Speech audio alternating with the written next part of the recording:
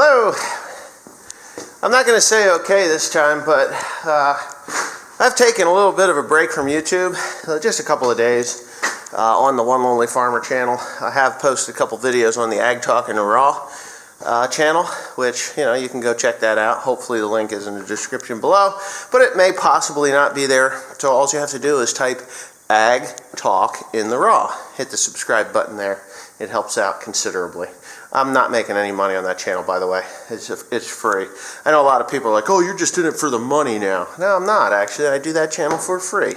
So, anyway, that's the Patreon people. I apologize to you. I have not had time to put the raw footage up on Patreon, but I will be doing that in the next couple of days. It is so incredibly crazy right now with what I'm doing. But I'm going to give you an update on what I have here and what I am doing. First things first, we can pan around the shop, and I'm going to start left of the toolbox. This John Deere 4010 is a 1963 model. This tractor was built when the 4020s came out. My father and my grandfather bought this tractor new in 1963. They had the option of the 4020 or the 4010. I think there was a $300 or $400 difference in the two tractors. I've had it apart now for approximately a year. The block sits here. It is ready to be redone. There's a little bit of surface rust here, which is no big deal. It can come right off with the wire wheel. Actually, I'll probably just run a light sandpaper or something over top of it. I have the kit I am going to be picking up today. Yes, today. There's a whole bunch of parts in here that need to be gone over before that engine gets put in there. I will be putting the engine together and then, you know, making the tractor functional before I pressure wash all that stuff. So what's going to happen is the tractor's going to be put all back together again, and then I'm going to take it out of here and I'm going to get all the old grease and crap gone off of here. I will be replacing all of these metal lines. That's the nice thing about a 4010 is they're metal lines. They're not rubber, and they're easy to replace. I can either braze them, which would be foolish. I know which one is leaking. It is this one here, so I'm just going to replace these two. They are the brake lines. I am no longer able to get these little rubbers here, so I'm going to silicone that shut, and this tractor will more than likely not see too much. They do work, see? It's not going to see too much use outside after this redo. But all that crap is going to come off of there after the engine is installed and everything is working properly. That's going to happen probably this week because I have the complete engine overhaul kit. Yeah, including the bearing shims, or bearing bushings, or not bearing bushings, the cam bushings, because the camshaft sits there. I was thinking of getting a new camshaft, but there's no need for it. They mic'd out okay. All this mess will be taken apart and put back together approximately the way it was supposed to be installed. We're going to pan around. Yes, the i6, it runs, it drives, it does what it does. Right now it's just sitting there because I don't have a use for it. It was bought strictly as a place to put some money, I guess. My father wanted it, and it went up cheap, so he bought it. 4320, got a new seat.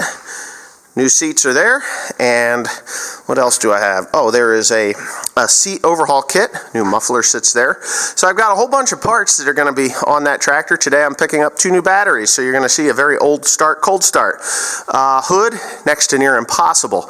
So I'm going to take that hood out to a body shop out the road here, and I'm going to have them do the work to it, make it look like it's supposed to.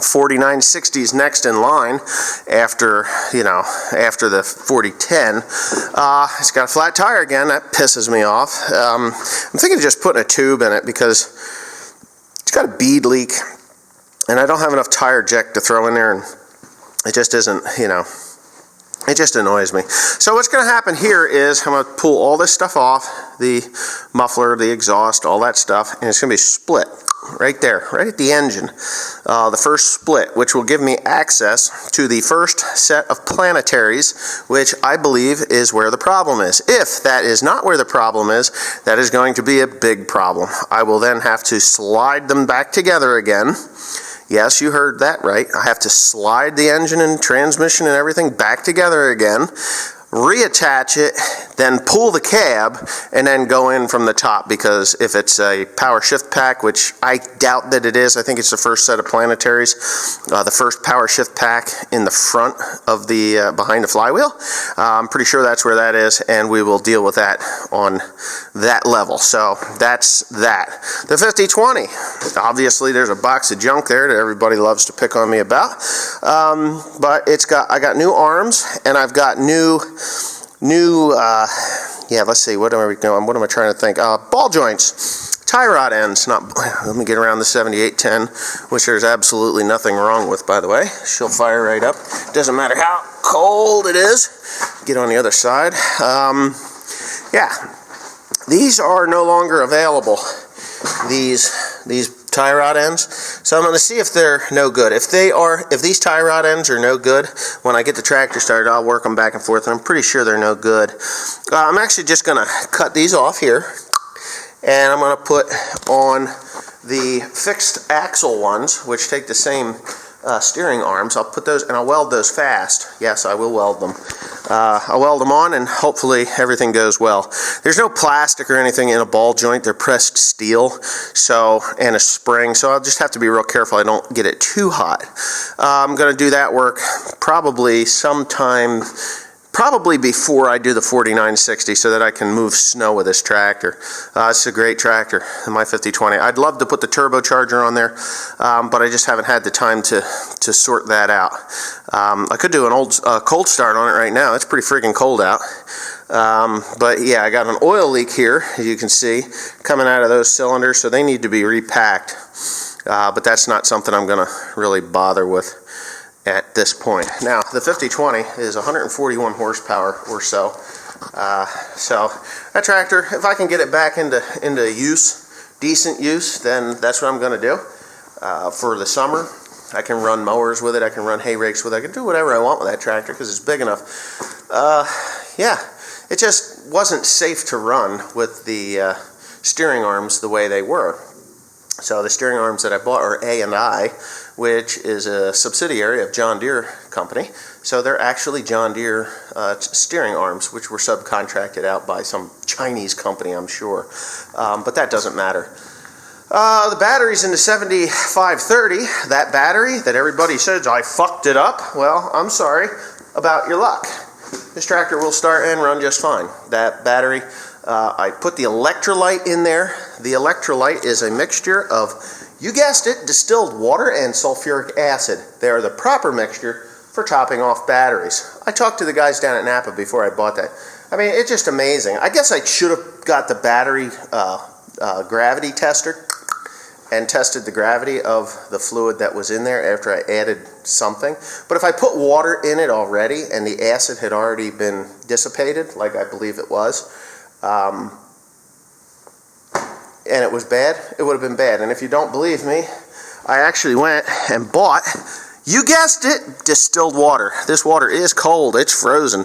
But after I topped off that battery with the electrolyte, and I had it up to normal levels, it actually seeped all the way back down into the battery.